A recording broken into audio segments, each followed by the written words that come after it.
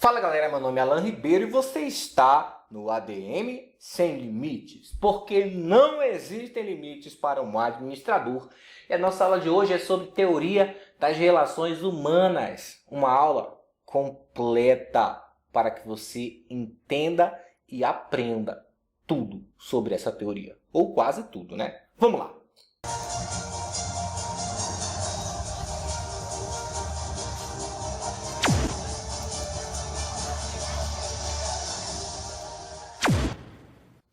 Muito bem, gente. A primeira coisa que eu quero que você entenda é que nós estamos na nossa terceira teoria, teoria das relações humanas. Se você não estudou teoria clássica e teoria científica, então primeiro estuda teoria clássica e teoria científica. Depois você vem para cá. Por quê? Porque senão o seu aprendizado pode ser prejudicado. Mas se você já tem uma noção de teoria científica e teoria clássica, então o seu aprendizado aqui nesse momento vai ser potencializado. Porque você vai conseguir entender de maneira bem clara o que é a teoria das relações humanas e vai conseguir comparar com as outras duas teorias que nós estudamos, que é a teoria clássica e a teoria científica. E, posteriormente, você também vai conseguir comparar com as outras teorias, principalmente com a teoria comportamental, que também é uma teoria que leva em foco o homem, né? O homem como um ser individualizado. Porém, aqui nós vamos falar o seguinte, de uma teoria que foi vista, que abordou, né, a visão do homem de uma maneira mais social, tá bom? Então, você vai entender tudinho, tudinho, você vai entender agora. Vamos nessa, vamos aqui para a tela, tá? Teoria das relações humanas. Por que que eu deixei um bonequinho vermelho aqui no meio de vários bonequinhos pretos? Para tentar te passar a ideia de que esse homem, tá? De que esse bonequinho aqui vermelho, ele tem uma relação com os demais. Ou seja, ele é um homem que está inserido em um meio social. Porque quando nós temos algumas pessoas aqui inseridas, nós temos uma sociedade. Beleza? Mas deixa eu tentar te explicar isso aqui da melhor maneira possível. Tá? Então vamos lá. A primeira coisa que eu quero que você entenda. Tá? Vamos fazer aqui uma introdução básica aqui nessa bagaça. Tá? Então vamos lá. O que é a teoria das relações humanas? O que vem? Quais são os seus conceitos iniciais, né? Bom, a teoria das relações humanas, gente, vou colocar aqui para ficar bem fácil de compreender. O que é? Bom, a teoria das relações humanas, ela é uma teoria, lógico, que foca o homem como ser social, tá bom? Muito bem, para que isso fique bem claro, que isso aqui é importante, eu vou até grifar. Homem como ser social, tá? Vamos entender isso melhor.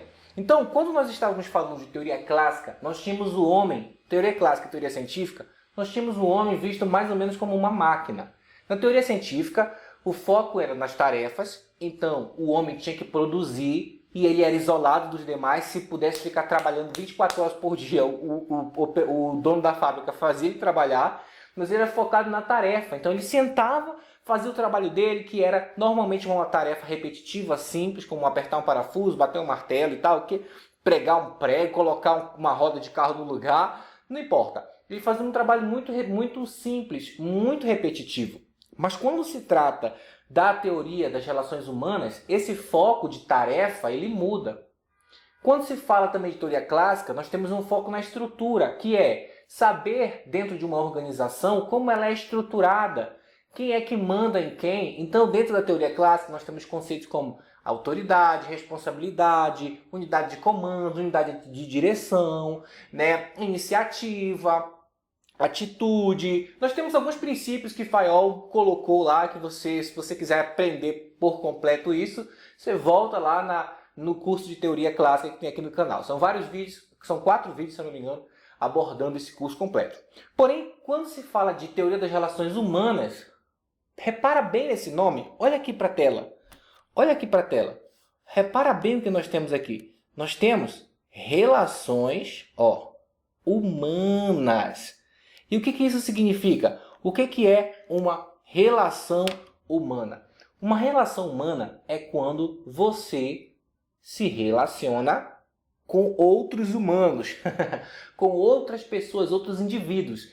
Então a teoria das relações humanas, ela não vem olhar para o indivíduo em si, mas ela vem olhar para o comportamento desse indivíduo no meio do grupo em que ele faz parte, no meio do grupo que ele está inserido.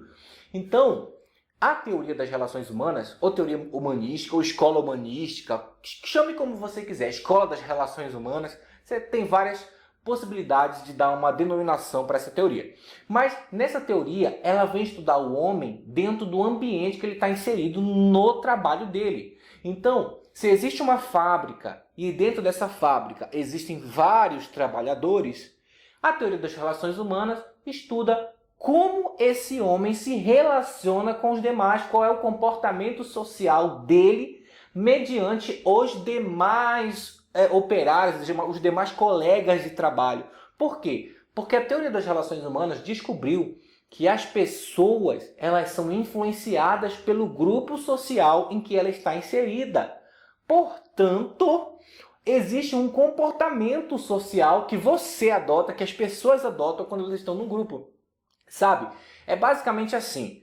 Quando você está com aqueles seus colegas do trabalho, da faculdade, da escola, você está com seus colegas lá. Você tem um comportamento. Por quê? Porque você é influenciado por esse comportamento. Aí quando você está sozinho, sozinha, você não se comporta da mesma forma como você se comporta quando você está em grupo. Por quê? Porque o grupo te influencia. O grupo pode te dar coragem ou o grupo pode te desmotivar para fazer alguma coisa. E esse comportamento, né, ela acontece porque você está se relacionando socialmente com outras pessoas. Então, são relações humanas. E é nisso que vem focar. Se na teoria científica nós focávamos nas tarefas, na teoria clássica nós focávamos na estrutura, agora nós vamos focar no homem social. Aquele homem que tem relação com as outras pessoas que estão inseridas ao seu redor, dentro do seu trabalho, dentro do seu meio de trabalho. A segunda coisa que eu quero que você entenda é o foco. O foco dessa estrutura, que é basicamente o que eu acabei de falar, mas eu vou escrever de uma melhor maneira aqui, tá? É que o foco é justamente o homem social. Nós tínhamos um conceito quando nós falávamos de teoria científica, e até mesmo uma teoria clássica, o conceito de homo economicus. O que era o homo economicus? Homo economicus era aquele cara que era motivado por dinheiro, por bens materiais. Então, na teoria clássica, ou teoria científica, vamos pegar aqui principalmente teoria científica, porque na teoria clássica nós não falamos muito de homo economicus, ele estava lá, só não falávamos. Na teoria científica nós falamos muito de homo economicus. O que significa isso? Significa que quando alguém trabalha, esse alguém trabalha apenas porque ele quer ganhar o seu salário, o seu dinheiro. Ele quer ganhar bens materiais em troca. Então, para Taylor, que foi o pai da administração científica, e para os seus pensadores também da época da administração científica, se você quisesse fazer um trabalhador se motivar, você tinha que incentivá-lo dando para ele mais dinheiro. Então, Taylor propôs pagamento por produção, quer dizer, se você produz mais, você ganha mais. Se você produz menos, você ganha menos. Então, o incentivo do homem econômico rodava completamente em torno de dinheiro. Porém, quando nós estamos falando de teoria das relações humanas, nós não vemos mais o homem como um homem, né, como um homem econômicos. Nós vemos agora o homem como um homem social. Ou seja, esse homem ele faz parte de um grupo social. Como eu falei no comecinho do vídeo, ele faz parte de um grupo social. Não é apenas o dinheiro que motiva ele, mas sim a relação que ele tem dentro desse grupo. E o que isso significa? Significa que para muitos trabalhadores é mais importante a sua relação com o grupo que ele está inserido, é isso que motiva mais ele do que o próprio dinheiro que ele ganha. Isso foi identificado nas experiências de Hawthorne, que nós vamos falar daqui a pouco, tá? Isso foi bem explicado, bem identificado, porque perceberam que em determinadas situações o trabalhador ele preferia ganhar menos do que ficar mal com o grupo que ele fazia parte. Ou seja, claramente, aqui você já percebe que existe uma motivação social, nesse caso, maior do que a motivação pelo dinheiro. Então, o cara prefere nem ganhar tanto, mas o grupo aceitar ele ficar bem diante do grupo que ele faz parte, do que ganhar mais e se indispor com o grupo. Então, o conceito de homem social nasce aqui. Esse cara, ele não é mais um cara que só quer trabalhar porque ele quer dinheiro, porque ele quer bem material. Agora ele quer trabalhar porque ele quer ser aceito pelo grupo, porque ele faz parte de um grupo. E isso é um ponto principal da teoria das relações humanas. Porque você olha o homem não como mais um cara que quer dinheiro, mas um cara que quer ser parte de alguma coisa maior. Ele quer essa realização entre os demais. Beleza? Vamos continuar aqui. Uma outra coisa importante de citar sobre a teoria das relações humanas diz respeito ao seu objetivo. Esse cara agora, o que os administradores agora querem? Eles não querem apenas eficiência, eles continuam querendo eficiência, logicamente, como era na teoria científica e na teoria clássica, mas agora eles também querem a satisfação dos operários. Então, na teoria das relações humanas, se você olhar para a teoria clássica, teoria científica, você vai ver que a eficiência era algo muito importante. Tipo assim, vamos trabalhar mais da maneira certa, porque assim a gente consegue produzir mais e consegue ser mais eficiente. Ok. Na teoria das relações humanas, nós temos algo um pouco diferente. Eles continuam querendo alcançar a eficiência? Continuam. Porém, agora eles querem que essa eficiência seja alcançada com a satisfação do trabalhador. Porque, se você lembrar da teoria clássica, teoria científica, nós tínhamos um trabalhador, um operário, que trabalhava, e ele fazia tantos trabalhos tão repetitivos, que ele não queria mais fazer, ele achava aquele trabalho dele chato. Então ele não estava satisfeito com o trabalho.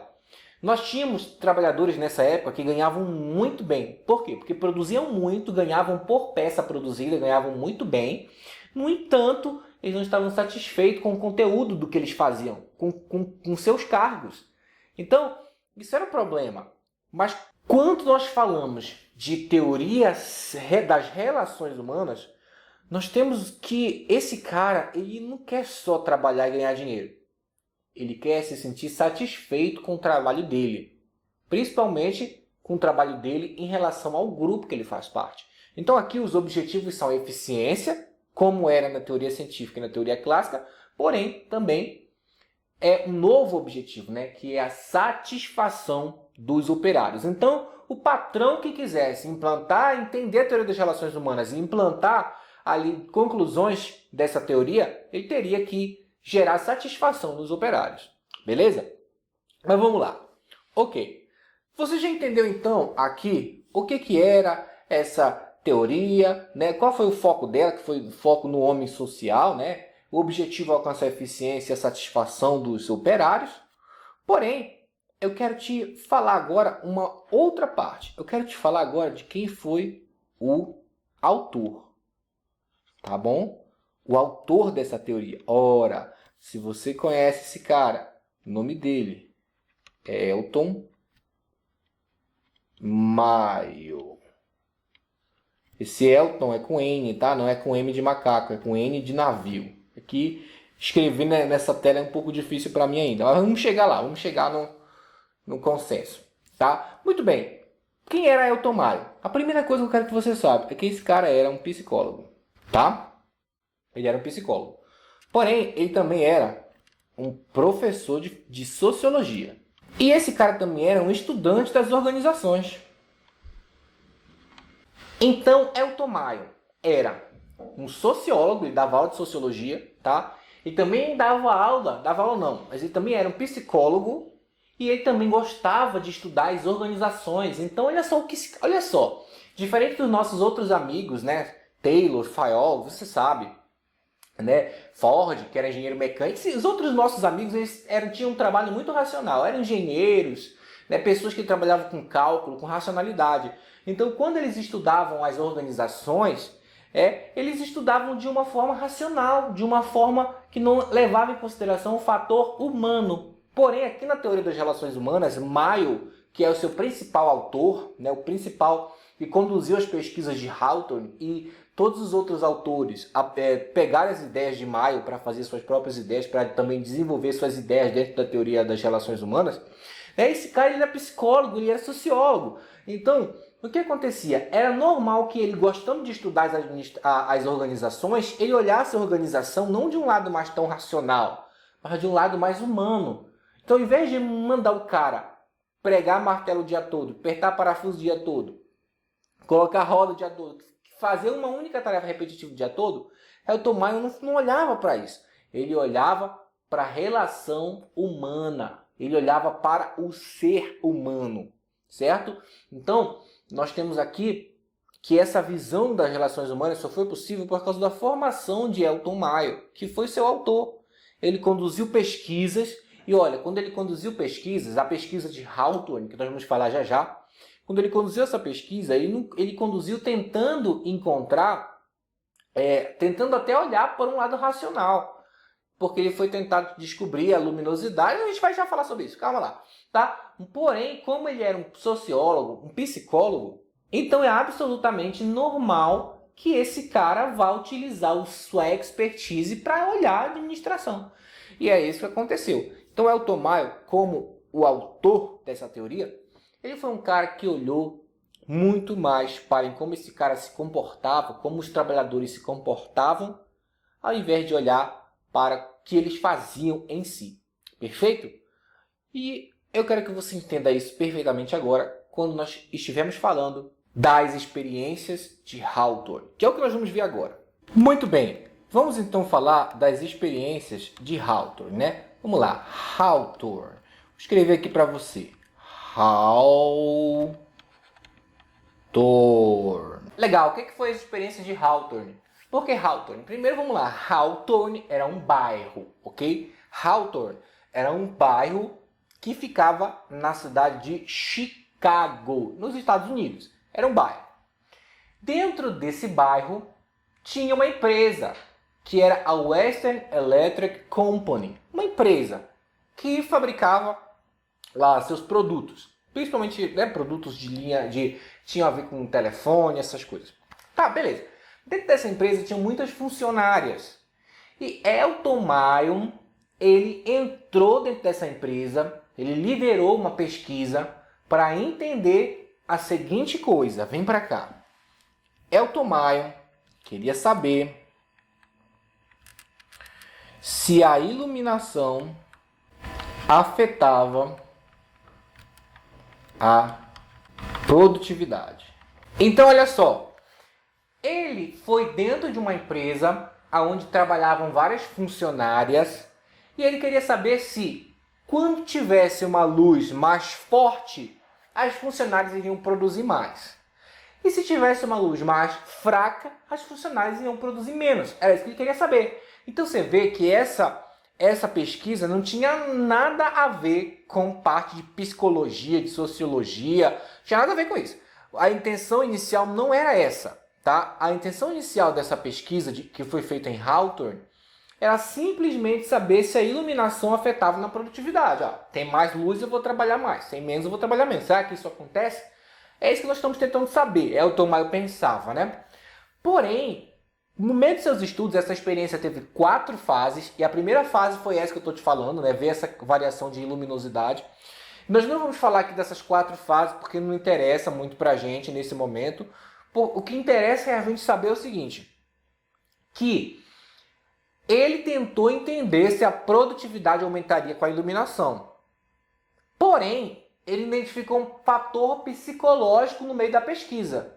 E esse fator fez com que ele tirasse conclusões. E essas conclusões deram origem à teoria das relações humanas. Entendeu? Tá, vamos lá. Deixa eu te explicar direitinho aqui o que isso tem a ver.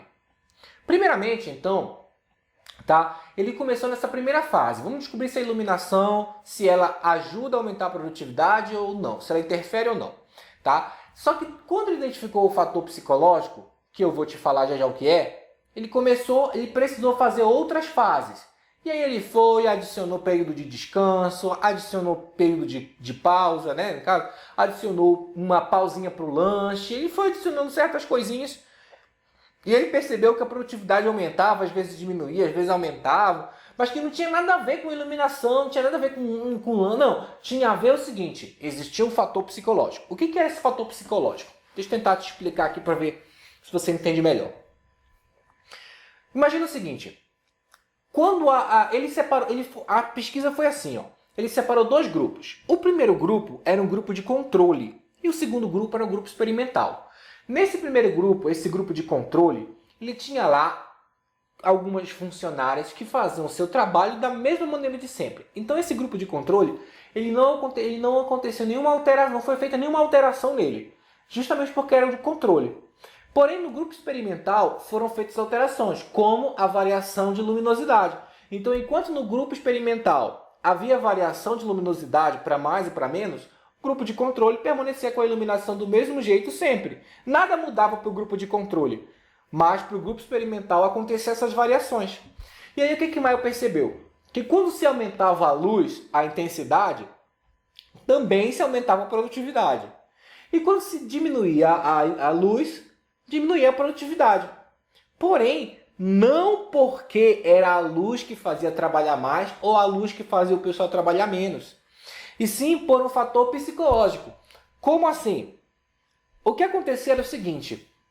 As empregadas do grupo experimental, quando a luz ficava mais forte, elas entendiam entre si que tinham que trabalhar mais. É tipo assim, a luz ficou mais forte, uma olha para a cara da outra. Ó, a luz ficou mais forte, eu acho que agora a gente tem que trabalhar mais, então vamos botar mais força nisso aí. Aí a produtividade aumentava.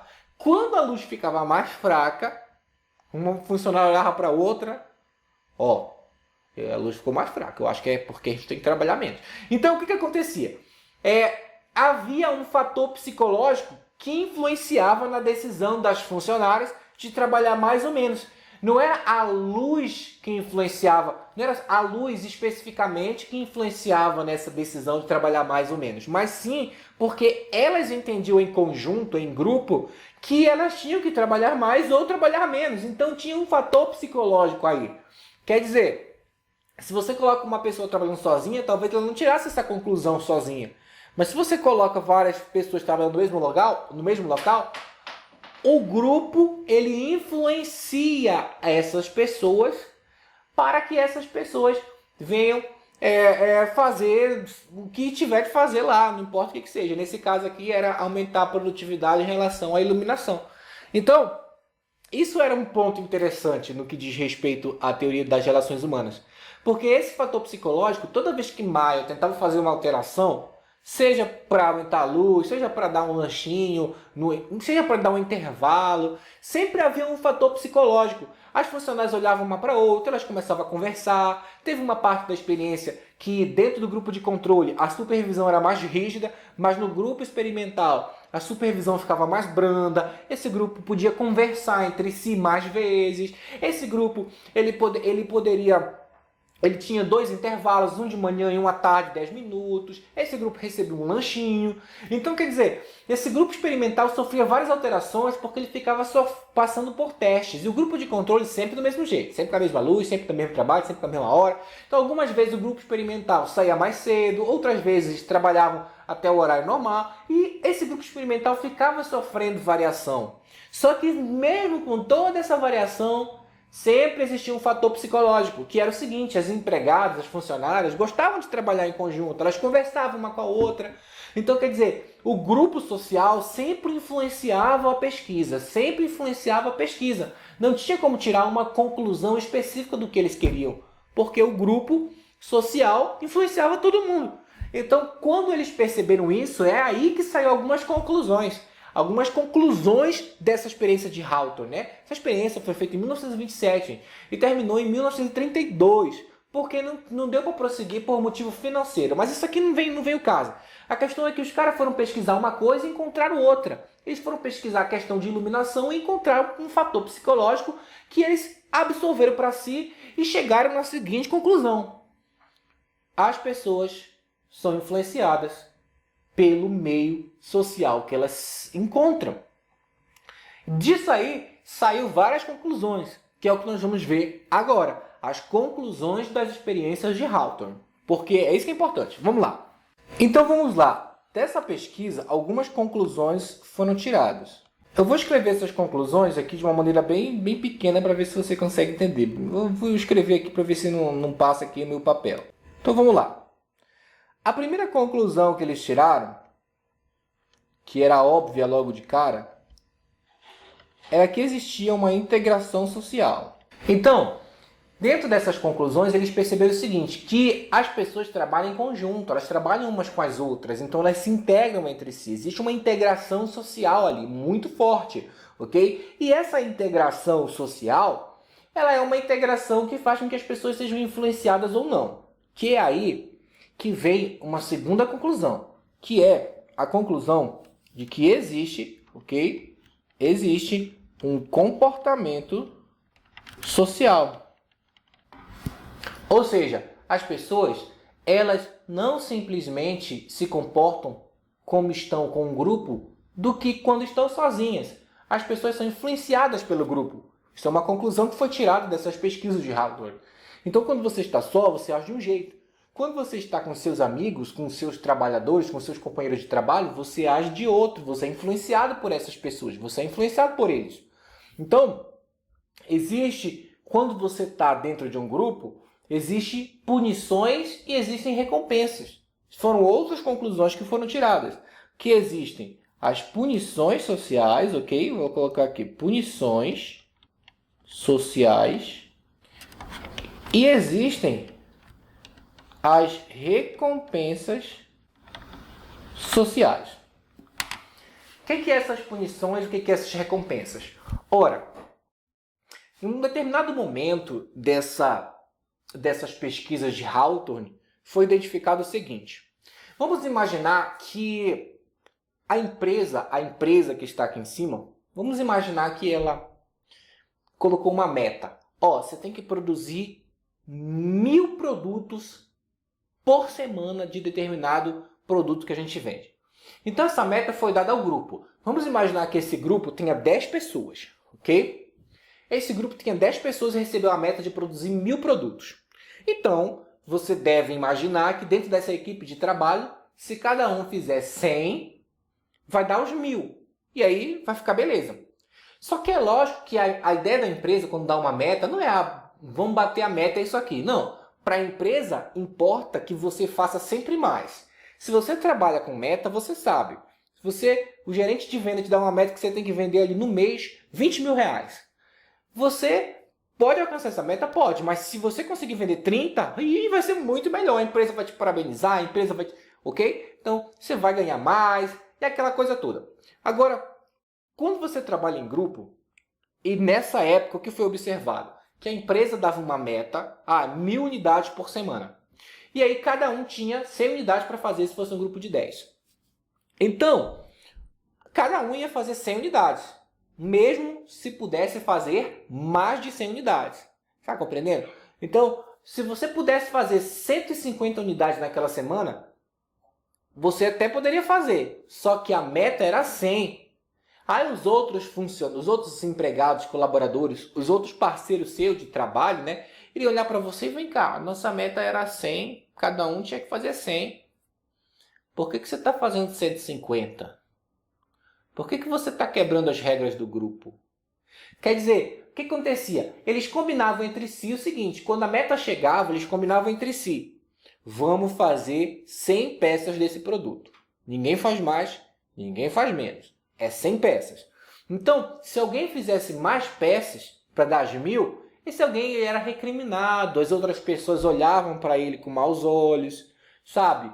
Ele era meio que rejeitado pelo grupo, ok? Então, esses rejeitos, sabe? Você passa pelo corredor, vira a cara, te olha feio, e são punições sociais que o grupo aplicava àquele membro que não seguia as regras do grupo. Então, isso acontecia muito dentro dessas empresas. Assim como também, se as pessoas faziam tudo certinho, o grupo social dava um tapinha nas costas, até falar, você fez um bom trabalho, parabéns, é isso aí, vamos... Você era aceito no grupo se você fizesse o que era bom para o grupo, e se você fizesse o que não era bom para o grupo, você era rejeitado pelo grupo. Então esse é o conceito de recompensa e punição social. E foi identificado dentro dessas experiências de Hawthorne que isso acontecia. E aí o que você entende disso? Pensa comigo. Nessa época, o pagamento ainda era por produção. Quer dizer, se você produz mais, você ganha mais. Então, o cara que produzisse 150, mesmo que a meta dele fosse 100, se ele produzisse 150, ele ganharia mais, porque ele ganha por produção. Só que para não desafiar o grupo, que colocou como meta grupal 1.000, o que dá 100 para cada um, se são 10 pessoas, e para o grupo, isso era ruim, porque o cara estava produzindo demais. E não era bom produzir demais, porque o grupo tinha uma meta. Então, se o cara quisesse ganhar mais, ele teria que desafiar o grupo, ele teria que produzir mais do que a média do grupo.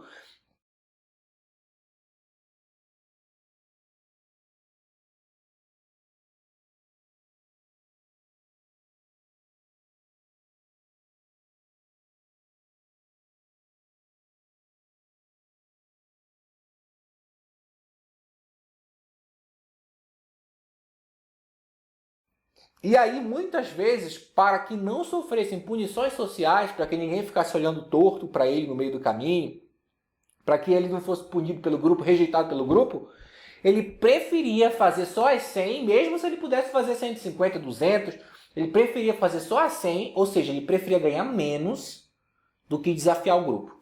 É por isso que veio essa ideia de que é um homem social, não homem econômicos. Porque aqui eles preferiam que eles colocavam o dinheiro em segundo plano. Não, tá bom, eu quero ser aceito pelo grupo mais do que eu quero esse dinheiro. Então eu vou fazer só a meta aqui de 100, não vou fazer mais.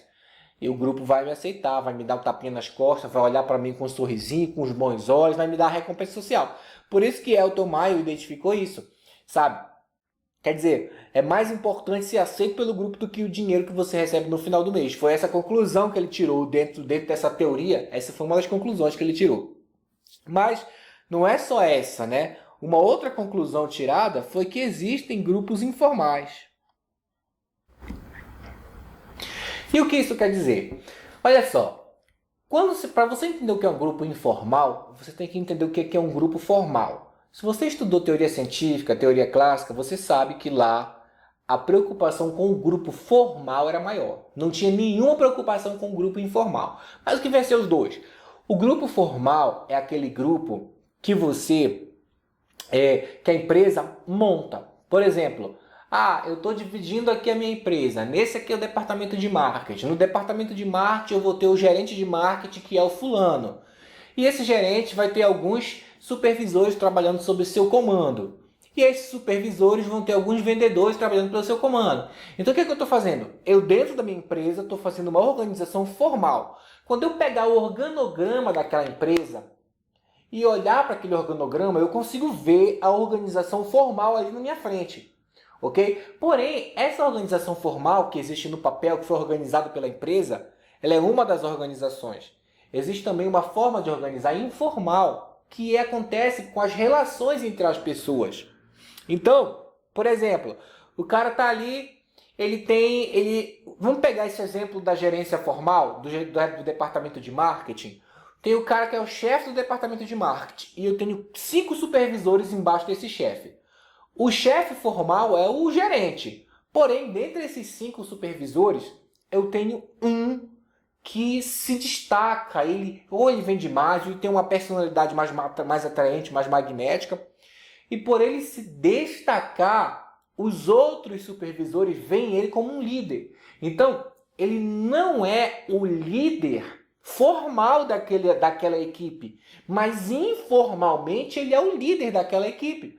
Então, quer dizer, sabe quando você, tipo assim, sexta-feira happy hour, aí sai o pessoal da diretoria, sai o pessoal da supervisão, sai o pessoal da faxina, vai todo mundo para um barzinho tomar seus goró lá. Então esse é uma organização informal que está surgindo ali. E queira você ou não, quando as organizações informais se organizam, elas também influenciam dentro das organizações. Em outras palavras, eu não posso olhar apenas para a organização formal. Eu tenho que olhar também para a organização informal. Essa foi uma das conclusões das experiências de Hawthorne. Mas é claro que essas experiências elas foram muito incisivas, sabe? Elas focaram só na parte informal, esqueceram a parte formal da coisa e focaram só na parte da organização informal. Como existem essas relações entre as pessoas dentro da empresa, dentro da fábrica, e como isso influencia o trabalho dentro dessa fábrica, dentro dessa empresa. Foi nisso que eles focaram, certo? Mas existe uma outra conclusão muito importante que também foi tirada disso tudo, tá? Que é o seguinte, é o conteúdo do cargo. O que vai ser o conteúdo do cargo? Se você estudou administração científica, administração clássica, você sabe muito bem que esse pessoal, esse pessoal que fazia, né, que trabalhava nas fábricas, eles tinham trabalhos repetitivos. Trabalhos maçantes, aonde a gente fazia a mesma coisa todo santo dia. Sabe o que é uma pessoa ficar apertando parafuso todo santo dia? Ninguém aguenta. As pessoas se cansam disso. Então, o que acontecia? Era comum que, por exemplo, alguém que apertava parafuso e o outro que dava martelada, era comum falar para o outro assim, ó, deixa eu fazer o teu trabalho aí e você faz o meu aqui. Para a gente variar um pouquinho. Então, deixa que eu bato no prego com o martelo e você vem aqui apertar parafuso. Então, quer dizer, o que eles faziam? O que é o conteúdo do cargo? O conteúdo do cargo é o que essas pessoas faziam. E o que elas faziam era repetitivo, chato, monótono. Então esse conteúdo do cargo, na época da teoria científica, teoria clássica, desse conteúdo do cargo, ele era chato, ninguém queria, não dava satisfação para o trabalhador. Porém, quando fizeram as pesquisas de Hawthorne e fizeram a pesquisa dentro dessa teoria das relações humanas, que ela estava surgindo, o que aconteceu? Eles entenderam que esse conteúdo do cargo era muito importante para o trabalhador. Então, se você quisesse motivar um trabalhador, você tinha que dar para ele algo bom para ele fazer, algo divertido, algo legal, algo que ele gostasse, que gerasse satisfação, que gerasse realização para aquela pessoa. E não apenas trabalhos repetitivos. Né? E era o que era totalmente contrário. A teoria científica dizia o contrário, né? Você tem que trabalhar, você vai fazer isso aqui o dia inteiro. Quero nem saber. A teoria de relações humanas não. Não, ó. Se o trabalhador não tiver um trabalho bacana, então ele não vai se sentir motivado para trabalhar. Tá? Essa era outra conclusão que era tirada. Ok? Porém, é interessante que a gente fale aqui de um assunto que vem dentro, que na verdade é um assunto que cabe uma aula inteira, um curso inteiro sobre isso, que é um assunto de liderança. Porém, levando em consideração que esse assunto cai em muitas provas e dentro das relações humanas existem 3 tipos de líderes, de liderança que caem muito em prova, eu vou citá-los aqui antes de citar as críticas que foram feitas à teoria das relações humanas, tá bom? Então, nesse exato momento, nós vamos falar um pouquinho sobre liderança. Só um pouquinho, tá? Vamos falar sobre liderança autocrática, democrática e liberal. Então, vamos aqui para a tela.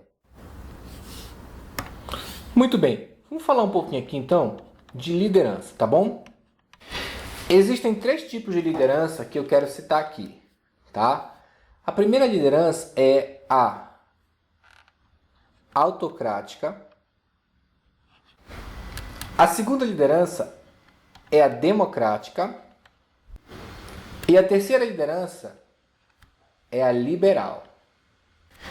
Então existem esses 3 tipos de liderança, tá bom? Autocrática, democrática e liberal. E o que nós temos aqui no que diz respeito à liderança autocrática? A liderança autocrática é aquela liderança, tá? Onde o líder ele é autoritário. A liderança democrática, como o próprio nome já diz, o líder ele é democrático. Líder democrático. E na terceira, o líder ele é relaxado. Não, ele é liberal. Mas o que significa isso? Significa aqui que na liderança autocrática, esse cara ele só manda. Manda quem pode, obedece quem tem juízo. Na liderança democrática, ele não só manda, ele participa. E já na liberal, ele praticamente some. Não é isso, né? Não é quer dizer que ele some. Mas vamos lá, vamos entender. Então, olha só, quando se fala de liderança autocrática, né, liderança autoritária, nós estamos falando de uma liderança onde o líder, ele simplesmente vai lá e manda. Ele simplesmente vai lá e, sabe, leva, é o chefe, né? Leva com mão de ferro. Ele não escuta a opinião dos seus subordinados. Ele não quer saber o que eles pensam, ele não aceita a ideia, ele é centralizador. Decisões só podem ser tomadas se ele aprovar. Então ele é um líder que está muito ali, ele é linha dura, ele fica em cima, ele fica marcando, ele fica pressionando. É o líder autoritário, é o líder autocrático, né, que faz a liderança autocrática. Esse cara ele é interessante quando, principalmente, estão em momentos de crise, né, a organização está em momento de crise. Então esse cara chega e ele, como ele trata as coisas com um punho de ferro, então ele manda fazer logo, não, ele toma a decisão, ele é mais rápido a decisão porque é ele que toma. Então ele toma a decisão, vamos fazer isso agora e tal, e aquilo ali. E aí existe a tendência de que a equipe que está sob o comando de um líder autoritário, um líder autocrático, trabalhe mais. Porque as pessoas gostam não, né? Mas elas trabalham mais sob pressão. Se alguém está te pressionando o tempo todo, você faz logo, então você é mais produtivo, né? E em momentos de crise, essa pressão ela é interessante para o grupo, né? Porém, o ponto chave, o ponto chave não, né? O ponto ali a desvantagem é porque esse pessoal que trabalha sob esse líder, eles não estão satisfeitos com o seu trabalho normalmente, então eles podem sofrer assédio, eles podem passar por uma série de situação desagradável por conta do líder. Muitos chegam até a adoecer, pedem demissão, né? A rotatividade de um grupo que faz parte de um líder autoritário é muito grande, tá? Então, quer dizer, isso é um ponto aí. Agora, o líder democrático, ele é diferente do líder autocrático. Por quê? Porque ele pede a opinião. Ele é meio como um mediador, sabe? Aquele líder que senta e fala assim, olha, é interessante fazer desse jeito aqui, mas o que vocês acham? Ah, líder, eu acho que isso aqui é interessante, mas eu também tenho essa ideia aqui. Então, quer dizer, ele vai ali mediando, né? Ele vai ali tateando, vai, sabe, com um jeitinho. Ele não fica pressionando, ele deixa o pessoal fazer suas escolhas. Porém, ele não é que ele deixa todo mundo fazer o que quiser, mas ele deixa o pessoal fazer suas escolhas, mas ele regula, ele controla. Tá, isso aqui é legal, isso aqui não, vamos fazer de outro jeito. Ele não pressiona a equipe. Tá? Então, como ele não pressiona, esse pessoal se sente mais satisfeito trabalhando com ele. Porém, a produtividade tende a diminuir, né? Mas, em compensação, as pessoas se sentem melhor. E em situação onde não existe crise, não existe tomada de decisão rápida, né? Trabalhos que são mais tranquilos, mais leves, esse líder é o melhor líder que se pode ter dentro dessa situação, certo? Agora, falando do líder liberal, nós já temos uma outra característica, né? O que acontece? O líder liberal, o laissez-faire, acho que é assim que fala, que significa deixa passar, deixa fazer, faz o que você quiser. O líder liberal, ele meio que está ali, só tem o nome de líder, mas ele não lidera mesmo. Porque ele deixa todo mundo à vontade para fazer o que quiser. Ele deixa a equipe tomar suas próprias decisões. Então a equipe faz o que quiser, não depende do líder. Então, por um lado, é interessante. Por quê? Porque as pessoas que fazem parte de uma liderança liberal, elas ganham mais confiança para fazer o que é preciso. Elas ganham mais segurança no seu meio profissional, porque elas estão ali fazendo tudo. Por outro lado, esse líder liberal, a desvantagem é que as pessoas que fazem parte da equipe dele podem pensar que ele não depende de nada. Quer dizer, é como se não tivesse líder. Então eles não dependem do líder. O líder não tem força. Como o líder não tem força, em situações que sejam necessárias alguém botar a mão na massa, né, fazer aquela pressão, não vai conseguir. Porque esse tipo de líder não faz isso. Ele deixa todo mundo à vontade demais. Ele é muito liberal. Então, esses três tipos de líderes, existem outros, né? Que, enfim, se eu fosse falar só sobre liderança, você iria ver que dá para fazer uma aula inteira de liderança, um curso inteiro de liderança. Nós vamos chegar nessa parte, tá? Porém, aqui, para os fins desta aula, que não é aula de liderança, eu só estou citando isso aqui para você. Eu estou citando isso aqui para você pelo seguinte. Se você está aqui assistindo essa aula e você vai fazer um concurso, e o concurso tem lá dizendo que é Teoria das Relações Humanas, então é muito provável que uma questão desse tipo aí, que fale desse tipo de liderança, caia. Então, para você não ficar perdido, a gente fez essa integração dentro dessa aula, falando um pouco sobre liderança. Mas é só isso, ok? Porque agora nós vamos falar sobre as críticas que foram feitas à teoria das relações humanas. Vamos nessa. Muito bem, galera. Nós vamos falar agora sobre as críticas, né? As críticas que foram feitas. Vamos lá. Críticas. Eu quero que você entenda o seguinte, tá? Todas as teorias foram criticadas. Todas. Por quê? Porque sempre que surgiu uma nova teoria, ela meio que criticava a teoria anterior.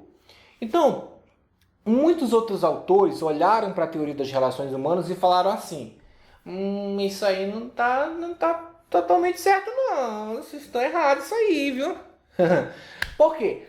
Porque existem alguns pontos que eram criticados, alguns pontos falhos dessa teoria, que eram falhos pela ótica de outros autores, logicamente, né? Porque pela visão do Elton Maia estava tudo certinho. Mas pela visão de outros autores tinham muitas falhas. E eram essas falhas que a gente precisa falar para que a gente termine esse assunto por completo, tá bom? Então vamos lá, vamos falar dessas falhas. A primeira das falhas era que fazia uma oposição muito forte à teoria clássica, tá? Então era uma oposição forte contra a teoria clássica. Então, o que significa isso? Se você estudou teoria clássica, por isso que é importante você estudar as outras teorias para entender melhor isso aqui. Mas se você estudou a teoria clássica, você lembra muito bem que a teoria clássica focava na estrutura formal da organização. Então, Fayol, que é o precursor, né, o pai da teoria clássica, Fayol se preocupou com o que já tinha falado anteriormente, se preocupou com autoridade, com cadeia de comando, se preocupou com hierarquia, se preocupou com as funções do administrador, se preocupou em dividir as empresas por área comercial, área financeira. Então era uma organização formal, era uma organização definida formalmente. Fayol não olhou para a organização informal, ou seja, a relação que existe entre esses trabalhadores, líderes que não são líderes formais dentro da empresa, mas são vistos como líderes por outros. Fayol se preocupou com isso. A teoria das relações humanas se preocupou com isso, porém se preocupou apenas com isso. E essa era uma crítica feita, porque fazia uma oposição completamente contrária. Enquanto a teoria clássica falava que a estrutura formal podia fazer uma empresa ser mais eficiente, a teoria das relações humanas vai falar não. O que faz uma empresa ser mais eficiente é a organização informal, a satisfação dos trabalhadores, o lado humano da coisa. Então, meio que se opôs completamente à teoria clássica e à teoria científica também.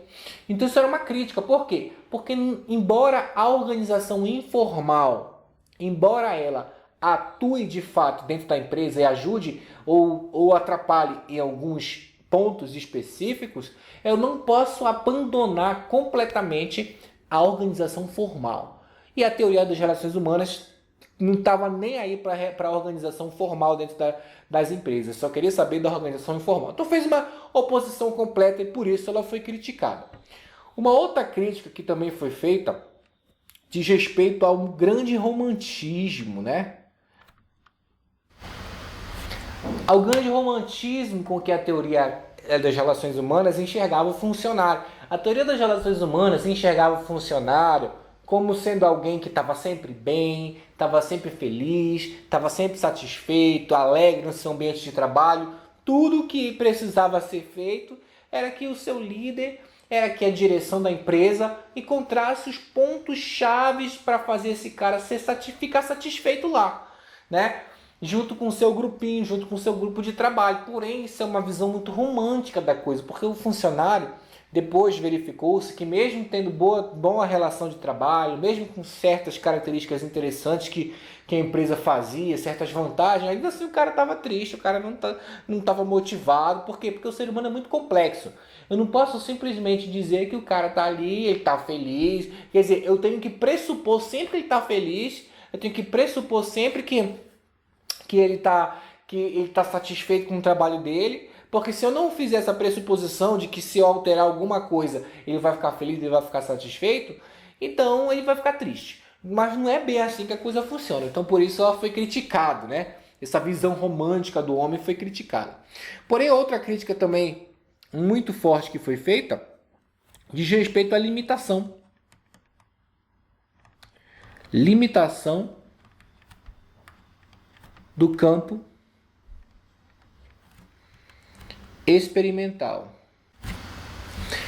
E o que vem a ser essa limitação do campo experimental? Bom, é interessante porque essas pesquisas de Hawthorne foram feitas dentro de uma fábrica. E só dentro de uma fábrica. Elas não foram feitas em outros tipos de empresa. Então, como é que eu posso criar uma teoria que abrange tudo se eu só olhei uma parte? Então por isso ela era criticada, né?